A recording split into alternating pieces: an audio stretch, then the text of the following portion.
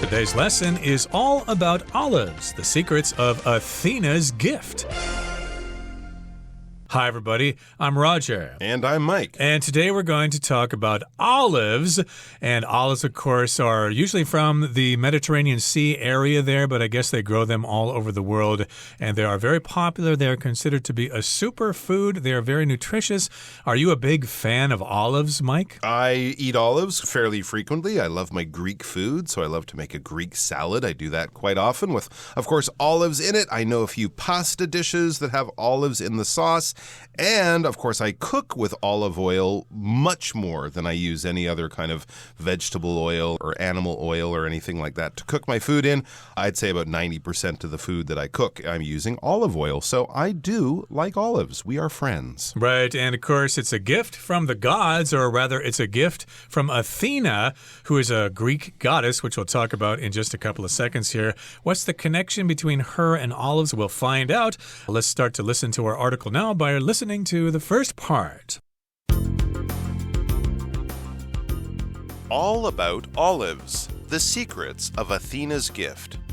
From the ancient groves of Greece to kitchen tables worldwide, the olive is one fascinating fruit.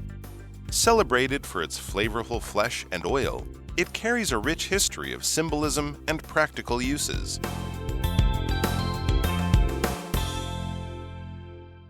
大家好，第一部分介绍副词 worldwide， 指在世界各地，遍及全世界。例如 Bella is known worldwide as an amazing actress and singer. Bella 是世界知名的优秀女演员和歌手。或者 People worldwide watch the live baseball game on television. 世界各地的人都在电视上观看棒球实况比赛。接着看到 flavorful 这个单字，它是形容词，表示美味的或是味道浓郁的。例如 Adding spices to your food will make them much more flavorful. 在食物中添加香料会使它们更加美味。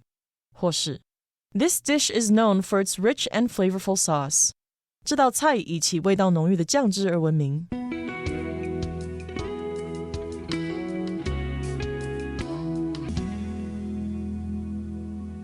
Okay, so we're talking about a range of places where you can find olives, from the ancient groves of Greece to kitchen tables worldwide. The olive is one fascinating fruit. So that's how we introduce our topic for today. We basically give you some information about where they come from. They actually come from ancient groves of Greece and probably other places, but a grove is just a gathering of trees. I guess it's similar to an orchard, like an apple orchard, for example, where you have a bunch of trees that grow apples in one place. So you have an orchard where you have trees that produce fruit, but a grove is also a group of trees together. It's smaller than a forest. Exactly. It could also be a glade or something like that.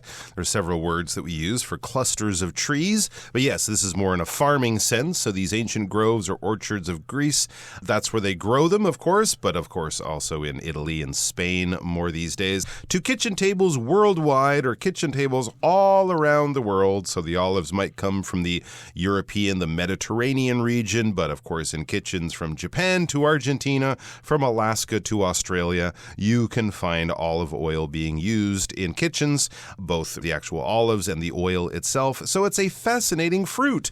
It's funny, it's one of those things we might not think of it as a fruit. We often think of fruits as being sweet or something, but yes, olives grow on trees. They have hard stones in the middle. They're actually kind of like cherries when you think about it in a way. So they are technically a fruit, although most people would use them with more savory dishes, but definitely very healthy and celebrated for its flavorful flesh and oil. It carries a rich history of symbolism and practical uses. So when something is celebrated, it's sort of respected, it's honored, it has a sort of an exalted position in society. A lot of people like it, a lot of people talk about it, a lot of people recommend it. So it's definitely something people enjoy and people appreciate, and they're not shy about that. And that's because, of course, it has many good qualities, including its flavorful flesh and oil. Flavorful meaning it has a lot of flavor. That's about all we're saying there. I guess, yeah, it's true. If you took a small spoon of olive oil and tasted it compared to sunflower oil or something like that, the olive oil would definitely have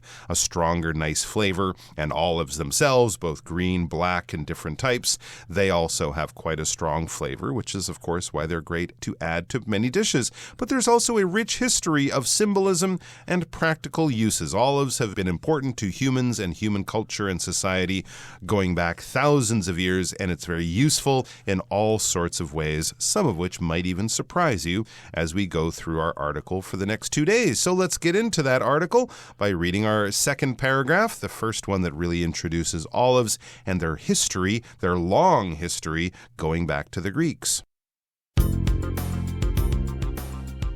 The olive tree is a powerful symbol in Greek mythology. Stories credit Athena, the Greek goddess of wisdom, with gifting the first olive tree to the citizens of Athens. To this day, in fact, a tree that's said to be descended from Athena's gift still stands atop the Acropolis. Symbolizing victory, wisdom, and prosperity, olive trees were so valued in Athens that the city even decorated its coins with images of olive branches. 第二部分看到动词 descend 指传承，起源于，也可以是沿着点点点往下或是下降的意思。例如 Our family's holiday traditions are descended from many generations ago. 我们家族的节日传统是许多代以前传承下来的。也可以说 The plane began to descend as it neared the landing strip. 随着飞机接近降落跑道，它开始下降了。再来介绍名词 prosperity， 表示繁荣、昌盛或是成功。可以说 The people in the city are fortunate to live in prosperity. 这个城市里的人民很幸运地活在繁荣盛世中。又或者说 This country has enjoyed a long period of prosperity. 这个国家享有很长一段的繁荣时期。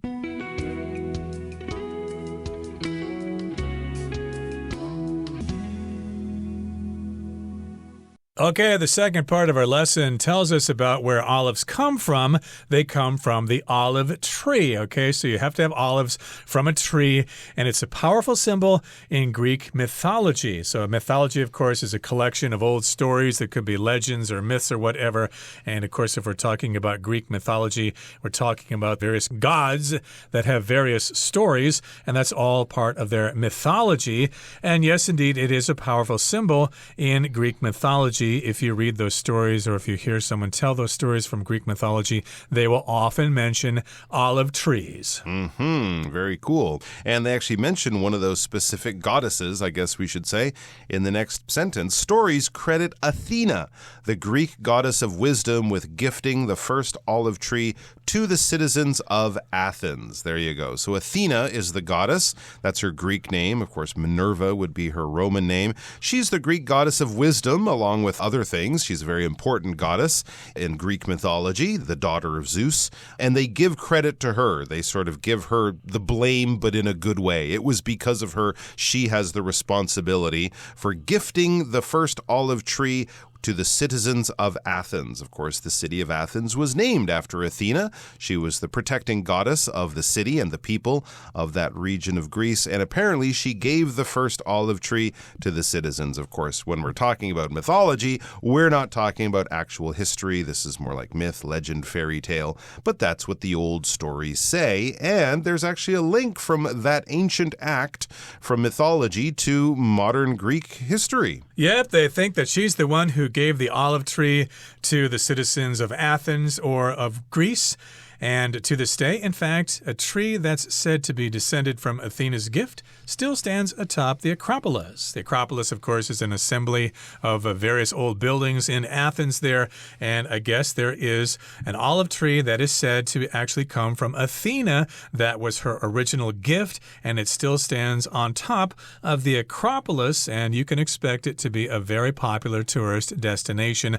Lots of people will be posing in front of that tree to take selfies. So to this day, up to the modern time, there is a tree there, and people say, hey, it's descended from Athena's gift. So if you're descended from something, you come from a long line of people or generations to the present day.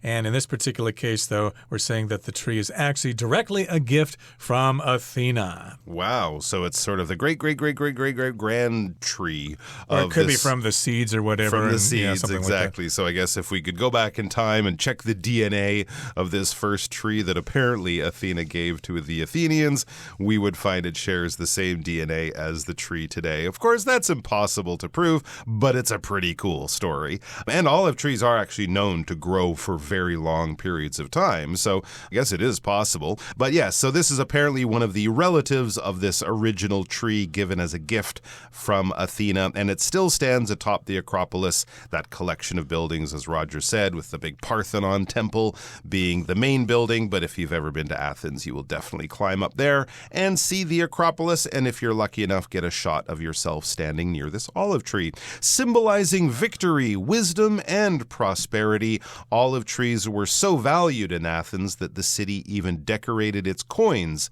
with images of olive branches. So even back then, this was something that they even appreciated in ancient times, how important the olive tree and olives were, and olive oil, of course. They put images of olives on their coins. And of course, when people do that, they're showing their great respect or something for the person or the thing or whatever that is put on a coin. And for them, the olive tree and olive symbolized victory, wisdom, and prosperity. It's probably not a coincidence that Athena was also the goddess of victory, the goddess of wisdom. She's often seen standing with an owl as a symbol of that wisdom. And prosperity. Athens was a very famous trading city as well, and prosperity just means doing really well. Often financially, right? If you're talking about a person who is very prosperous, to use the adjective form, you're often talking about the fact that they're wealthy, that their businesses are very successful. So if you're wishing prosperity on someone, you're basically saying, I hope your work goes well, your job goes well, your finances go well, and your life in general goes well. So this was a symbol of that, and it was basically honored by having its image on the coins, the ancient coins back from ancient Athens. Okay, we're at the end of the second part of our lesson for today. Here comes the third part. More broadly, the olive tree and its fruit have come to represent peace and hope due to their role in stories from the Bible. The most famous of these stories is that of the dove returning to Noah's Ark with an olive leaf, thus marking the end of the flood. But interestingly, the olive branch's symbolism extends well beyond mythology and religion. In 1969, Neil Armstrong left a golden olive branch on the moon during the Apollo 11 mission, a gesture intended to show humanity's desire for universal peace.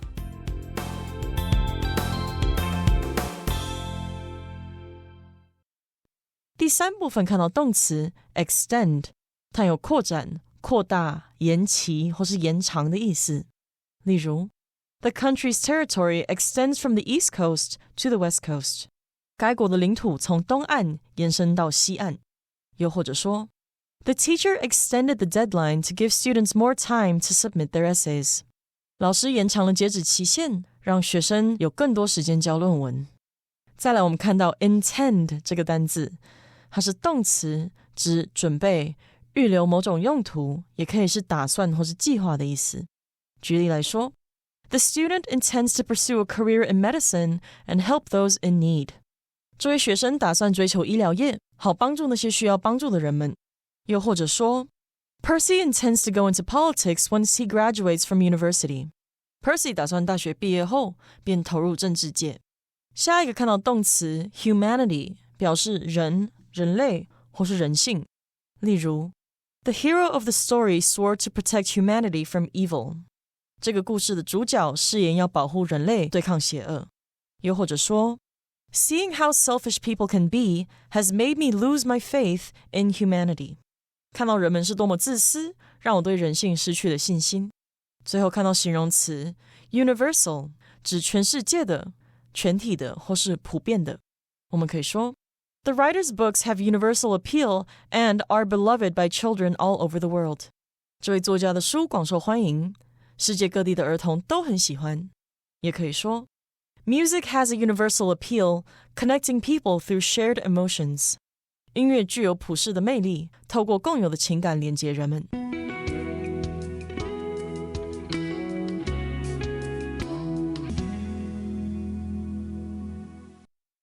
All right, we are back, and we're still learning about olives and the symbolism of olives and the olive tree, including its branches.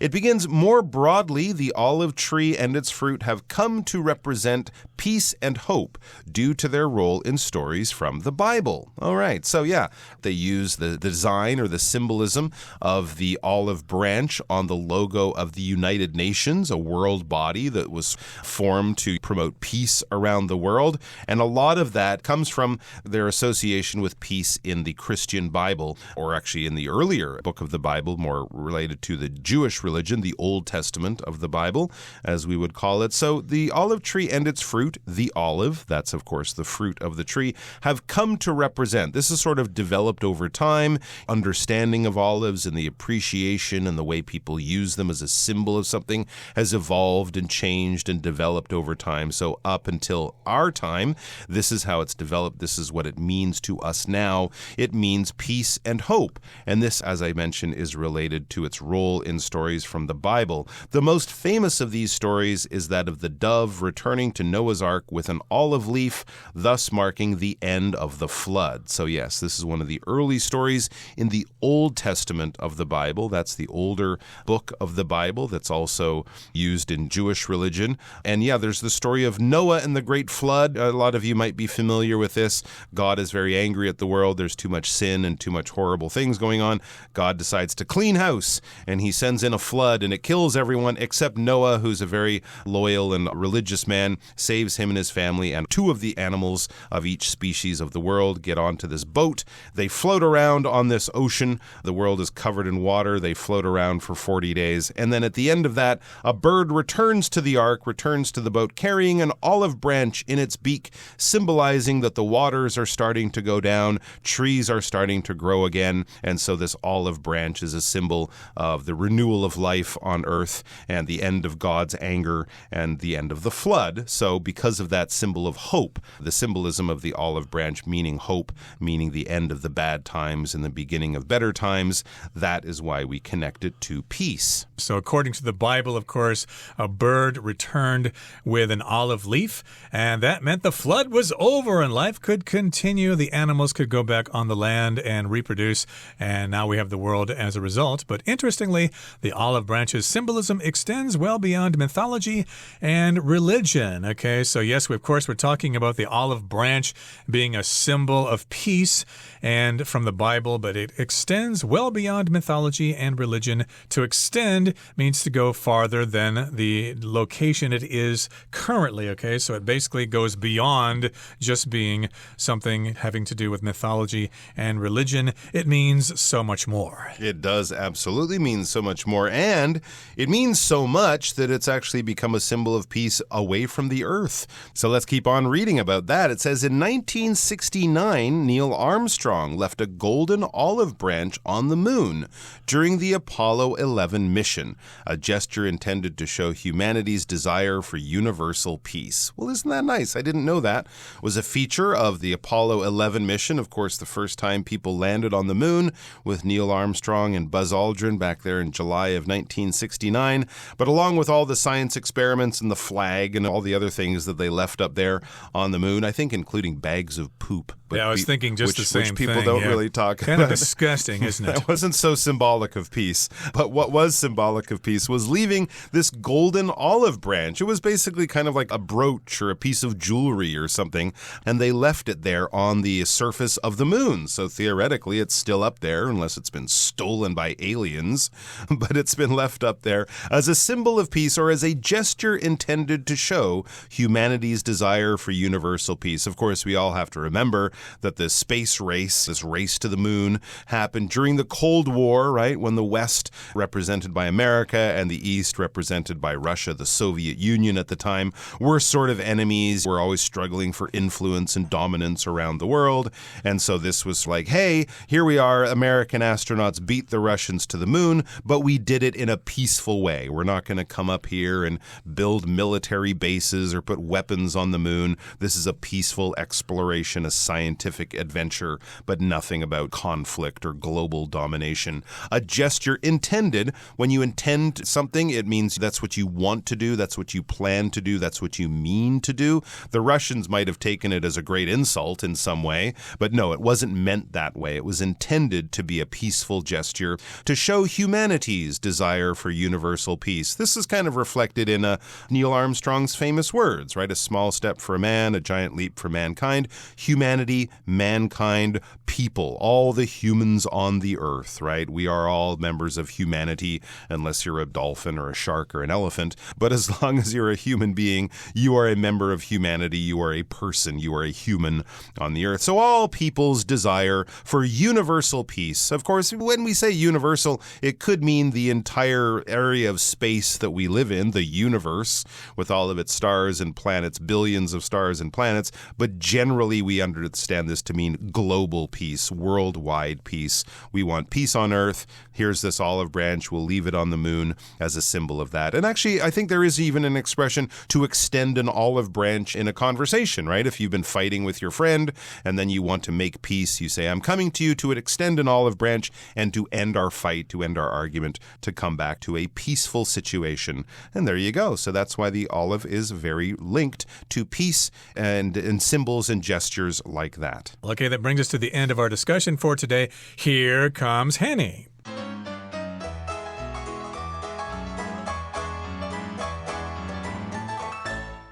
各位同学大家好，我是 Hanny。 我们来看今天的文法重点。课文第二部分提到，许多故事认为是希腊的智慧女神雅典娜将第一棵橄榄树赐给雅典公民。事实上，直到今天，有一棵据说是源自于雅典娜礼物的树仍然矗立在卫城的上面。好，文中是用 a tree that's said to be descended from Athena's gift 去表达一棵据说是源自于雅典娜礼物的树。那这边它用到句型主词加上 be said to 加原形动词，可以表达据说怎么样怎么样。那这是用被动语态来表达公认或是普遍的说法。举例来说， The abandoned house is said to be haunted。据说那栋废弃的房屋有闹鬼。好，那我们也可以用到 it is said 再加 that 子句去表达。那像刚刚的例句就可以改成 It is said that the abandoned house is haunted。好，另外句子里面它有用到动词 descend 来表达传承起源于的语义，后面要接 from 加名词。那么 descend 这个动词它还有沿着什么往下或是下降的意思。我们来拆解它的字首字根。它的字首 D-E 就表示 down 向下，那么字根 S-C-E-N-D 这部分表示攀爬。往下爬应该很容易联想到 descend 它有走下沿什么向下或是下降下来的意思。我们也补充两个有相同字根的单字。第一个是 ascend， 它的字首 A 是来自 AD，那么 AD 只是因为碰到 SC 开头的字根被省略成 A， 那么字首 A 在这边是做强调用，字根 send 表示攀爬， ascend 这个动词就有攀登上升的意思了。第二个补充的是 transcend， 它的字首 trans 表示超出，字根 send 表示攀爬，那么合在一起 transcend 就有超越、胜过或者是优于什么什么的意思。我们看到课文下一句它有提到说 olive trees were so valued in Athens that the city even decorated its coins with images of olive branches. 橄榄树在雅典备受珍视，以至于这个城市它甚至用橄榄枝的图像来装饰它的硬币。文中是用到 so that 我们就来介绍这个用法。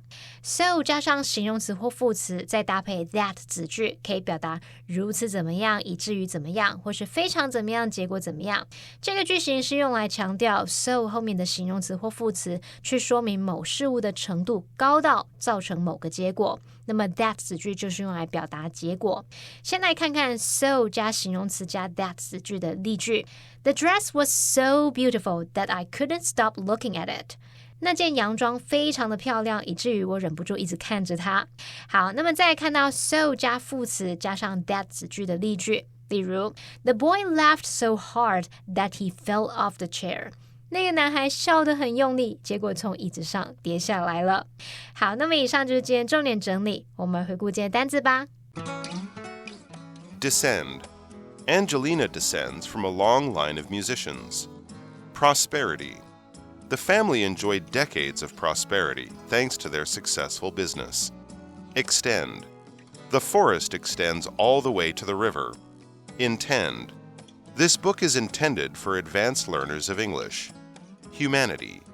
Scientific discoveries have greatly benefited humanity. Universal. Humor is a universal language that can bridge gaps between people from different countries.